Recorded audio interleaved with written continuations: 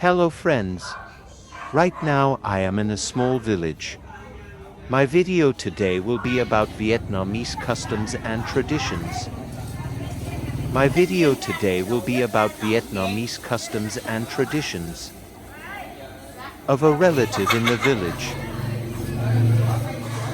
In Vietnam we have customs.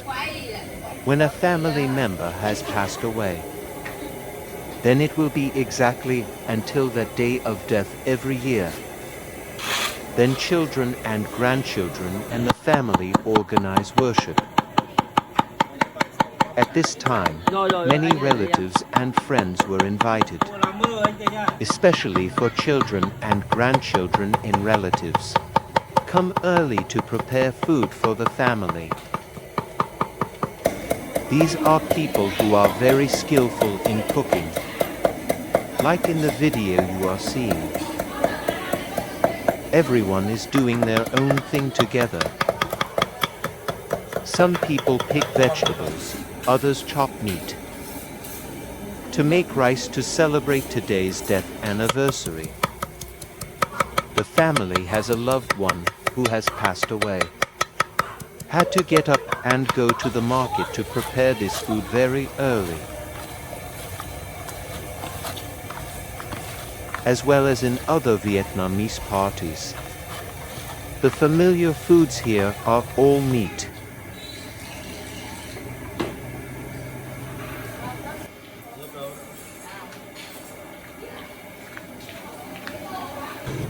Today's party is no exception and is mainly about meat.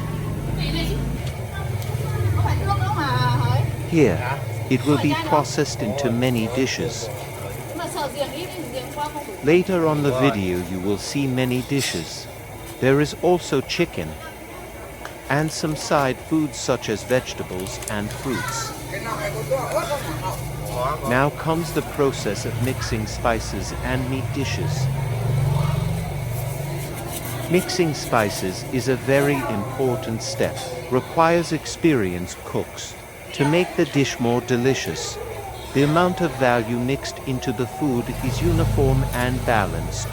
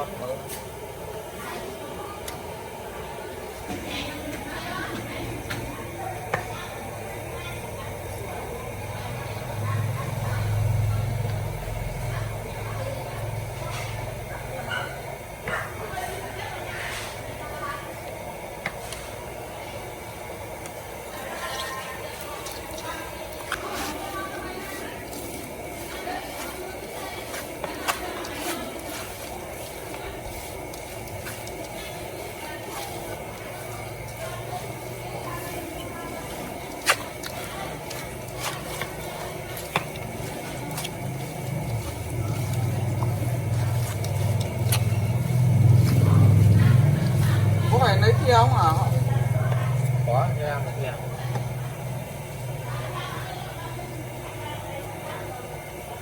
Thật ra là cho hết rồi. Ra cho xào. Xào chưa bẩn. Xào. Xào.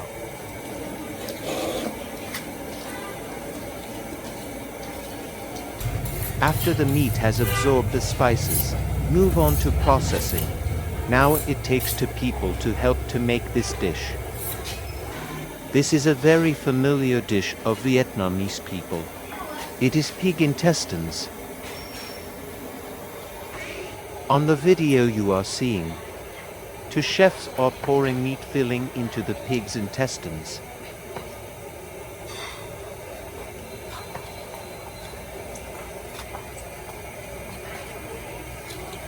The process is done over and over again, until the pig's intestines here swell up. After filling the whole pig intestine completely, tie it with a string and boil it.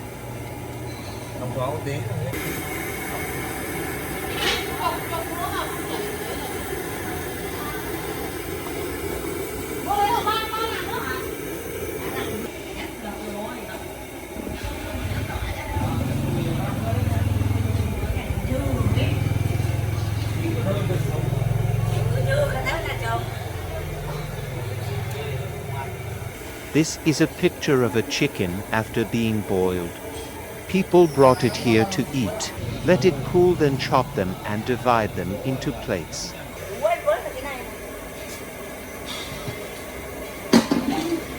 Em quay video gì?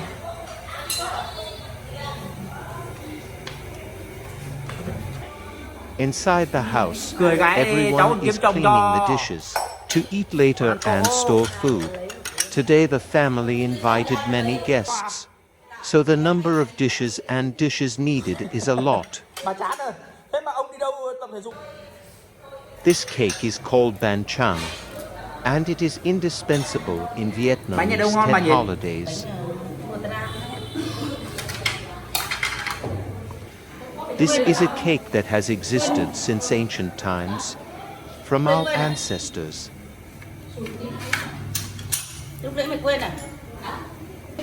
This is the amount of cooked food that people have put up here, preparing to put it on the table to worship the deceased. À, vợ của anh Ý đấy gì? Trời ơi, phu nhân của ông Ý. Bây giờ mình mới biết là phu nhân của ông Ý. Bây giờ là bạn chưa?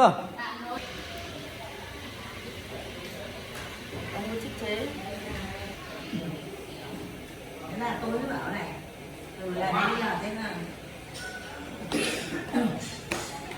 Mỗi tháng là ra là lấy là dài này ăn. Đây để khác lên cũng luôn.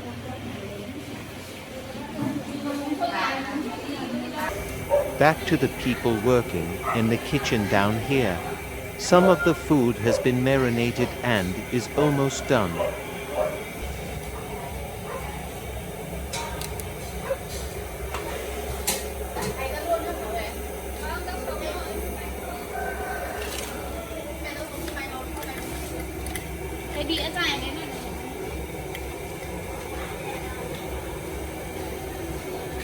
Now it's just a matter of getting them cooked.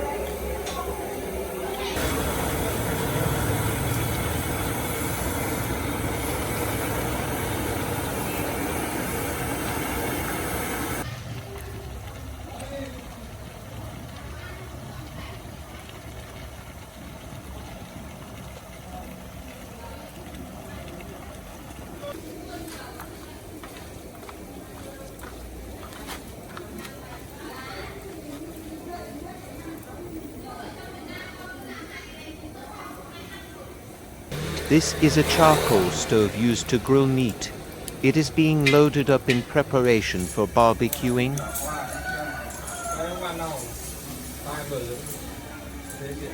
In here, people are still picking vegetables. After picking these vegetables, they will be washed and eaten raw. For Vietnamese people, raw vegetables are indispensable in every family meal. And here the chefs are skewering meat to prepare to put it on the oven. After the charcoal burns red, these meat skewers will be placed on it to grill.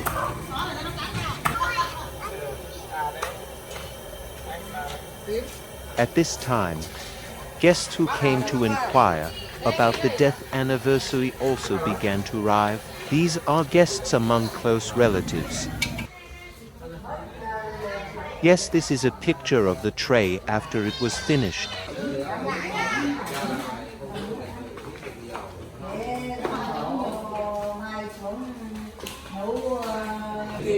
At this time, family members are preparing to perform the incense burning ceremony for the deceased.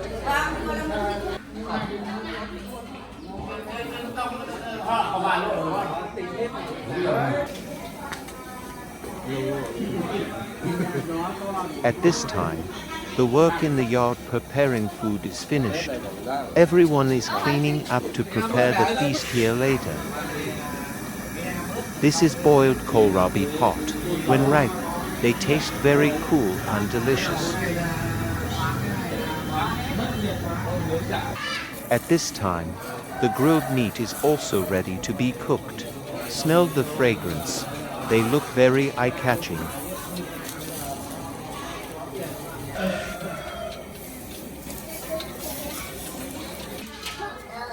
At this moment, the pot of boiled vegetables will be cooked. It is being taken out to cool and put on a plate.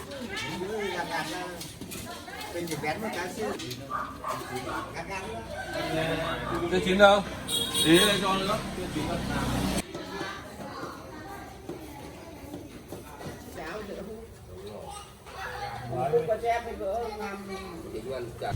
Now the intestines are also boiled. It looks so delicious. It gives me a feeling hungry. In the kitchen, everyone is making dipping sauce for today's dish.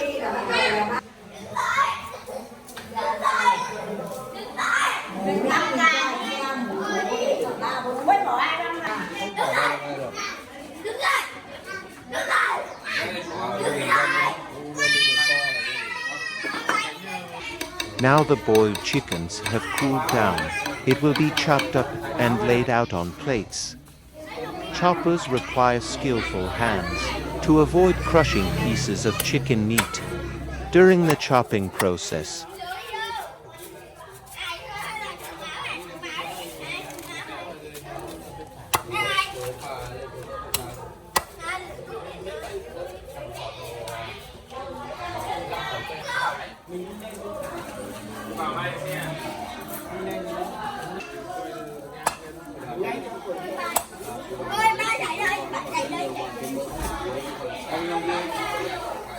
Đâu? Còn đi cháo.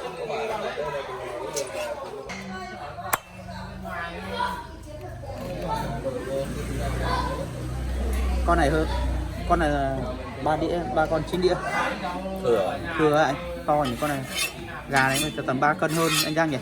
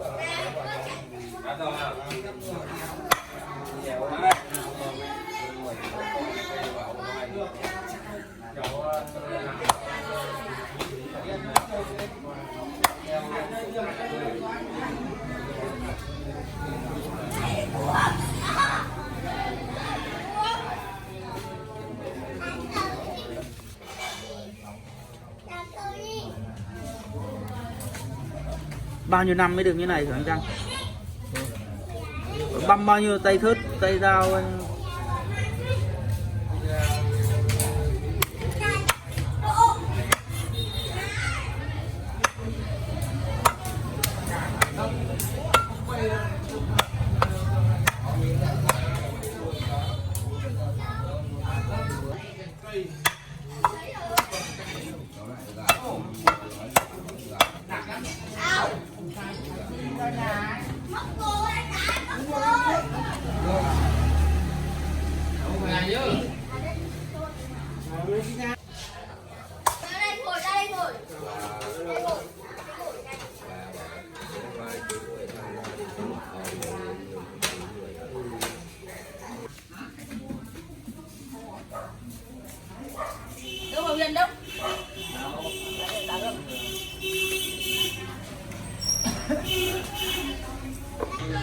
This is a picture of a plate of chicken after being cut up and arranged beautifully.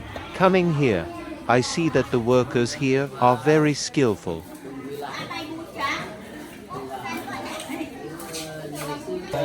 Now there are quite a few people coming.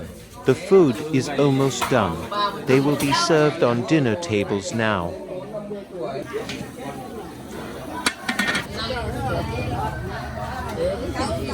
Ra đây nhìn cái mặt này, nhìn cái mặt nó. Ra đây nhìn cái mặt kìa. Cái miệng nó đau hả chú? Cái bé đại cái nhẹ.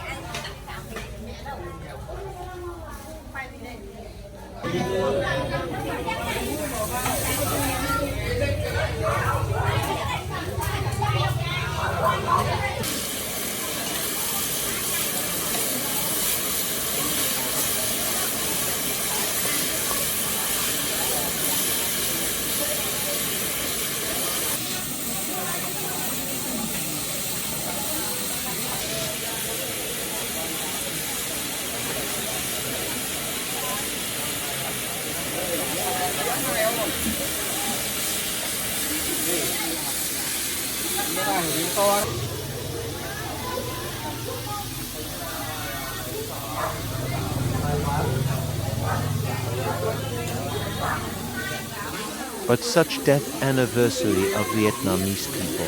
It is a traditional culture of the Vietnamese people. It helps the descendants of those who are still alive. Always remember your ancestors who gave birth to you.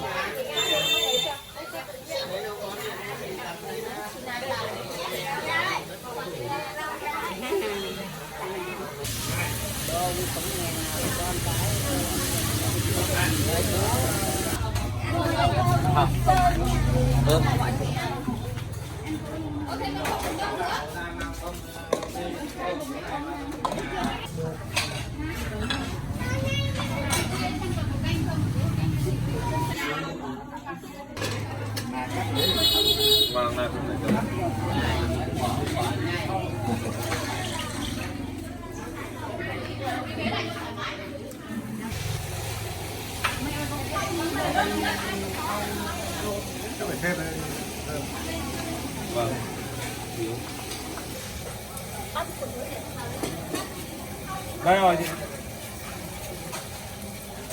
Qua đấy.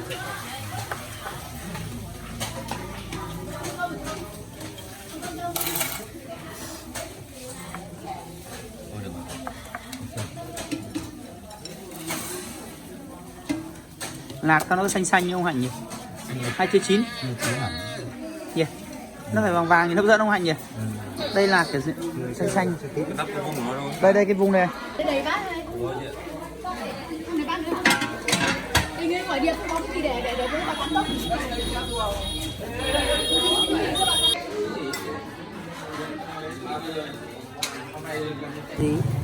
After the offerings were finished, the family members began burning the votive paper. The custom of burning votive papers for people in the underworld, like clothes and shoes, has been around for a long time. It is not only found in Vietnam, but also in other Asian countries. The ritual of worshipping the deceased is finished. Now the party is about to begin. These are the dishes included in today's feast. At this time, everyone was laughing, eating and... My video has ended here. I hope that when you watch this video, you will understand a little about our Vietnamese culture.